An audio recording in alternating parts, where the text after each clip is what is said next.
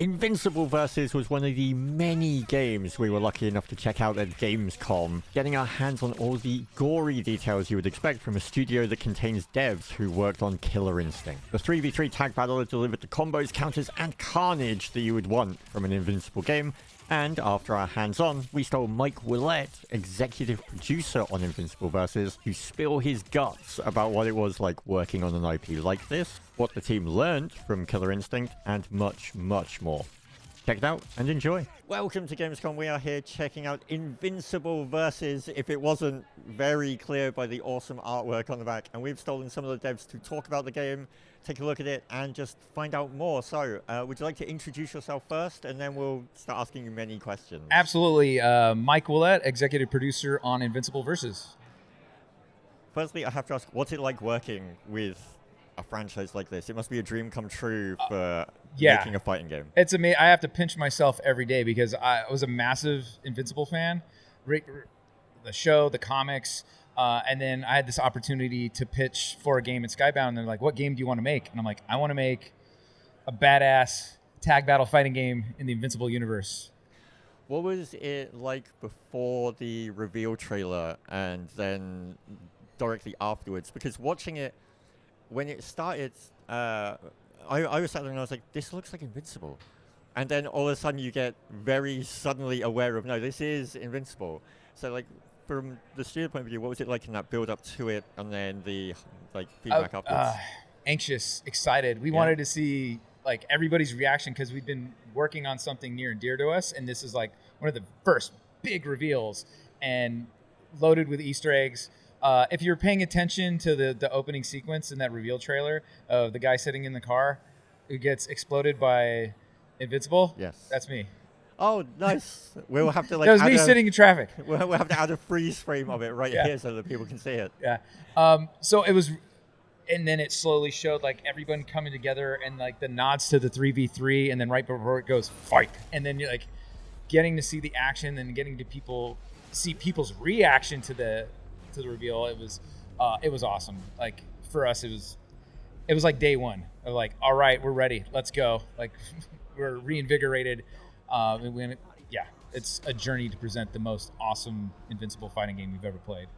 Obviously, no stranger to fighting games and the secret sauce that makes a good one. So, what is it that you felt had to be right to kind of bring Invincible to this genre? For us, it was authenticity.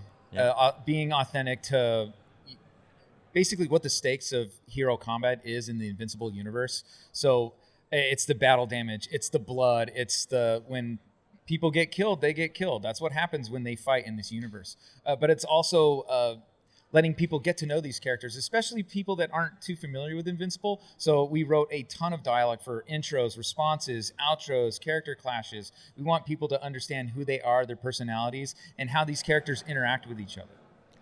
What kind of systems can veteran fighting genre players expect from this that they're going to, be used to already, but they're going to be happy is in this game? For us, I think it's the active tag and our combo system. A lot of things that we learned when we worked on Killer Instinct, things that we learned after that, we wanted to apply to like the tag battle genre. So for us, it's the fluidity, the idea of team, being able to link together really intricate combo strings, but understanding like what the limitations and how to break those limitations are within our combo meter structure. For you personally, what do you think the biggest thing that you learned from Killer Instinct was that you're bringing to this project?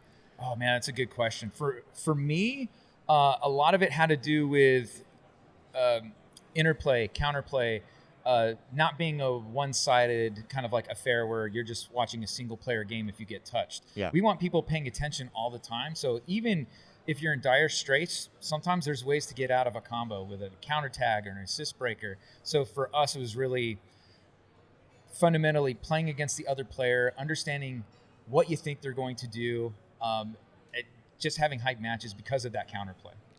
From the bit that we've just played, it really felt like there is a lot of opportunity for taking advantage of the combo system and also then relying on the counter system to get you out of those situations where it does feel like, oh, I'm in a combo, I might as well just take my hands off the controller. It always feels like you have options to press your advantage and also to kind of try and break that advantage that your opponent has. Yeah, that's by design. What we really want people to do is have situational awareness, especially as you become an advanced player. It's like, how much meter do I have? How much boost meter do I have?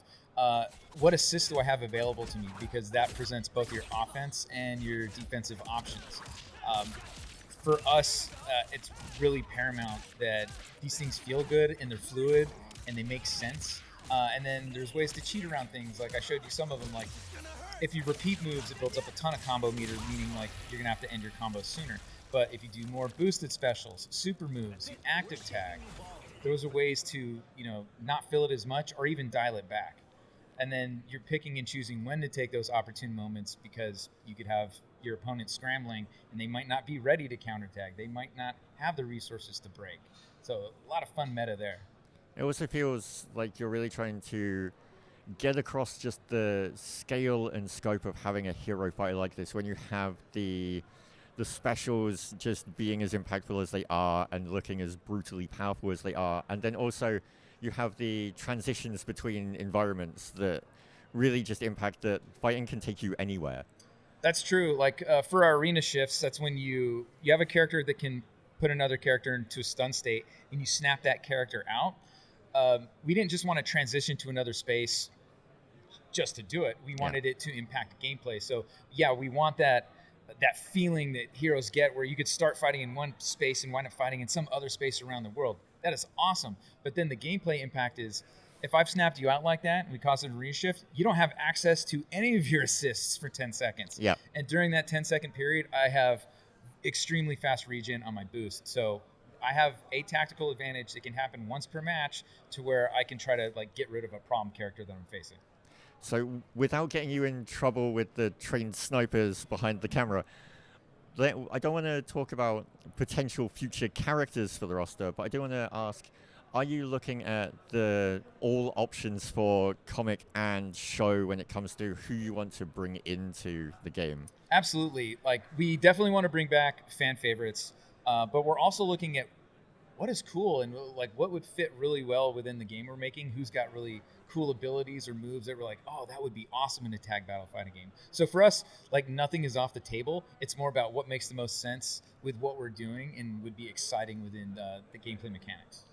It definitely feels as well with the characters that you've got so far, you've tried to keep them true to what makes that character special by having certain like lines or certain moments, but then also you want to have some creative freedom with what kit you're giving them that really just still fits that character's like you said, authenticity. Yeah, absolutely. So really good. I mean, we talked about this earlier. There's going to be interactions that don't happen in the comics and didn't happen in the show, but are really unique to the game. And we want to express like this is what they would do with each other if they met within this scenario. Yeah. So working with Mike Rogers and Helen Lay, our narrative director and writer, we were able to really hone in on the essence and authenticity of those characters in those interactions, and they're awesome to see. So if you've never experienced Invincible and you're playing the game, you're like, oh wow, these characters are awesome, which is exactly the way we want you to feel. Then you're going to be like, I need to go read these comics, or I need to go watch the show. Like this is crazy and amazing. And then you take a character from the show, say like Bulletproof. That was a huge opportunity for us because like, he's a fly punchy character, but he's got a lot of style and swagger. Yeah. And so that allowed us to dive really deep into the character and create a unique moveset for him that felt really appropriate for the game, but also really appropriate to him as a character. And so I love all of his mix-ups and his style and what he can dash cancel and do all this aerial stuff. So like right now, he's one of my favorite characters. I was just about to ask, to wrap this up, I was after your favorite character that is currently in the game and your favorite character that is not in the game. That's a tough one. So currently in the game, Bulletproof is probably my number one. Sorry, Omni-Man fans. I love Omni-Man, but right now, Bulletproof right now. He's got so much style. I really love him. And then overall in the universe, guy's tough. I'm kind of like a Debbie kind of guy. William's awesome. God, that's really tough. That's tough. For me, I don't know. it's- Maybe Debbie. I think Debbie. Yeah, yeah. they're Debbie's good Debbie's a options. badass. For me, it would be Battle Beast in the game at the moment, and then the twins. Oh yeah, you're a big Mauler fan. Yes. Yeah. I love them. They're handsome blue guys. But which one's the original? That's the thing. You don't ever want to know who's the original. Well, thank you so much for letting us check out the game, and of course, everyone should go and wishlist it and prepare for its arrival at some point. Yeah, can't wait to see you guys playing Invincible versus. Thank you so much. Yeah. I know I butchered that quote at the end there, but like, hey, you can either go down into the comments and complain about that, or you could go down there and tell us what characters you're actually excited to see in the game. It's your choice. You could choose good or chaos. You pick.